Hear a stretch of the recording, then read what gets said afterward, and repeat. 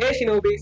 So இந்த வீடியோல நம்ம என்ன பார்க்க போறோம் அப்படின்னா நம்மளோட டிராயிங் ஸ்ட்ரோக்ஸையும் டிராயிங் ஸ்கில்லையும் வந்து இம்ப்ரூவ் பண்றதுக்கான ஒரு 3 எஃபெக்டிவான ஒரு எக்ஸசைஸ் தான் இந்த வீடியோல பார்க்க போறோம். ஸோ இதுல நம்ம ஃபர்ஸ்ட் என்ன பண்ண போறோம் அப்படின்னா ஒரு டாட் வைக்க போறோம். நீங்க ரேண்டம் லைன்ஸ் வரையணும். ஆனா அந்த எல்லா ரேண்டம் லைன்ஸுமே உங்களோட அந்த டாட்டை கிராஸ் பண்ணி தான் போகணும். ஸோ இதை வந்து மைண்ட்ல வச்சு நீங்க எவ்வளவு ஸ்பீடா வேணாலும் வரீங்க, ஸ்லோவா வேணாலும் வரீங்க, பட் இதை மட்டும் நல்லா மைண்ட்ல வச்சுக்கோங்க. நீங்க கிராஸ் பண்ற எல்லா லைனுமே வந்து அந்த டாட்டை கிராஸ் பண்ணி தான் போகணும். இது எதுக்கு பிராக்டிஸ் பண்றோம் அப்படின்னா இது வரையிறதுனால உங்களால ஈஸியா வந்து உங்களோட பென் அண்ட் ப்ரெஷரை வந்து ஈஸியா கண்ட்ரோல் பண்ண முடியும். தென் உங்களோட அக்யூரசி வந்து இன்னும் இம்ப்ரூவ் ஆகும். இதுல நம்ம ரெண்டாவதா என்ன பண்ண போறோம் அப்படின்னா ரேண்டமா ஒரு லைன் வரைய போறோம்.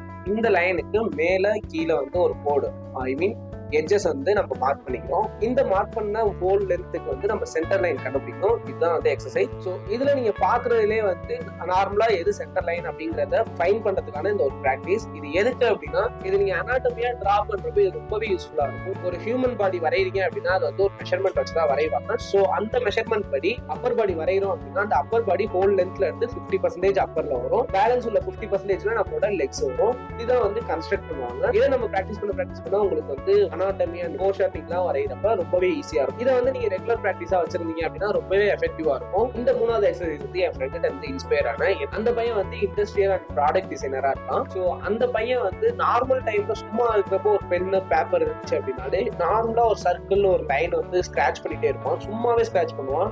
நான் எதுக்கு அப்படின்னு போய் அதுக்கப்புறம் கேட்கறப்ப சொன்னேன் இது வந்து பிராக்டிஸ். நான் எவ்வளவு இதை பிராக்டிஸ் பண்ணணும் அப்ப நான் வந்து ப்ராடக்ட் டிசைன் வரைகிறப்ப என்னோட லைன் என்னோட கர்வ்ஸ் வந்து சூப்பரா எனக்கு வரும். ஸோ இதை ப்ராக்டிஸ் பண்றதுனால தான் நான் இப்போ இவ்வளோ எஃபெக்டிவா வரைகிறேன் அப்படிங்கிற மாதிரி சொன்னாங்க. ஸோ அப்பையில இருந்து நானுமே இதை வந்து ப்ராக்டிஸ் பண்ண கத்துக்கிட்டேன். ஸோ இதனால எஃபெக்டிவ் தெரிஞ்சா அப்படின்னா கண்டிப்பா தெரிஞ்சு. ஸோ நானும் சும்மா இருக்கப்பெல்லாம் அது பண்ணணும் அப்படிங்கிற ஒரு மைண்ட் செட்ல தான் இப்போ ப்ராக்டிஸ் பண்ணிட்டு இருக்கேன் ரீசென்ட் டைம்ல. இதனால உங்களோட ஸ்ட்ரோக்ஸ் அண்ட் லைன்ஸ் வந்து ரொம்பவே கான்ஃபிடென்ட்டா மாறும். ஸோ இந்த 3 எக்ஸசைஸ்ல நீங்க எது எஃபிஷியன்ட்டா இருக்கும் அப்படின்னு நினைக்கிறீங்களோ அதை மறக்காம கமெண்ட் பண்ணுங்க. இதே மாதிரி அடுத்த வீடியோல பார்ப்போம். அது வரைக்கும் உங்களுக்கு டாடா சொல்லிக்கிறேன்.